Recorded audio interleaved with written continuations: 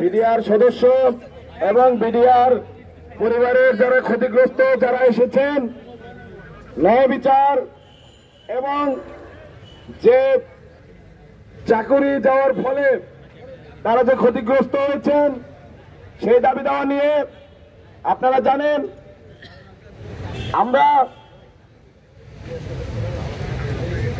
8 সদস্যের একটি প্রতিনিধি দল কিছুক্ষণ আগে স্বরাষ্ট্র উপদেষ্টার দপ্তরে গিয়েছিলাম এবং আপনারা শুনে অত্যন্ত আনন্দিত হবেন যে তারা আপনাদের এই দাবি দেওয়ার প্রতি সম্পূর্ণ পজিটিভ। স্বরাষ্ট্র উপদেষ্টার দপ্তর থেকে আপনারা যারা অন্যায়ভাবে চাকরিচ্যুত হয়েছেন এবং বিগত 16 বছর ধরে মানবেতর জীবনযাপন করছেন, তাদের এই বিষয়টি দেখার জন্য আমাদের একটি স্মারকলিপি তারা কমিশনের কাছে পাঠাবেন। যদি কমিশনের এই এখতিয়ার না থাকে তাহলে এর জন্য প্রয়োজনে অতিরিক্ত একটি কমিটি গঠন করে দেবেন। যারা হত্যাকাণ্ডের ফলে বিভিন্নভাবে সাজাপ্রাপ্ত হয়েছেন তাদের বিষয় নিয়ে সঠিক তদন্ত রিপোর্ট দেওয়ার জন্য এই কমিশন কাজ করতে প্রতিশ্রুতিবদ্ধ।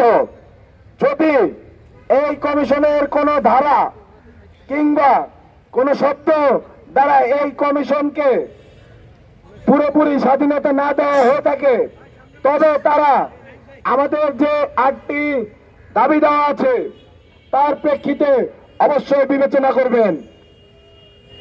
এবং আরেকটি বিষয়, আমরা ছাত্র প্রতিনিধি সহ যেই প্রতিনিধি দলটি গিয়েছিলাম তাদের সাথে স্বরাষ্ট্র উপদেষ্টা নিজে আগামী সোমবার এই বিষয়গুলো নিয়ে পরিপূর্ণভাবে কথা বলবেন এবং সেই পর্যন্ত তিনি আপনাদেরকে ধৈর্য ধারণ করার আহ্বান জানিয়েছেন।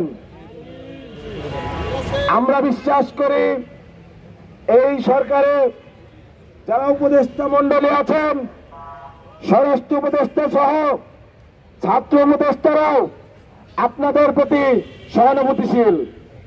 একই সাথে বৈষম্য বিরোধী ছাত্র আন্দোলনের হাসনাত আব্দুল্লাহ থেকে শুরু করে প্রত্যেক নেতৃবৃন্দ আপনাদের সাথে সংহতি প্রকাশ করেছেন। আমরা এখন এই মুহূর্তে যেহেতু ধরন দুর্ভোগ হচ্ছে, আমরা এই স্থান ত্যাগ করে শহীদ মিনারে গিয়ে একত্রিত হব এবং আমরা আগামী সোমবারে সরাসরি স্বরাষ্ট্র উপদেষ্টার কাছ থেকে আমরা এই আদ্যপান্ত আপডেট নেব। ধন্যবাদ সকলকে।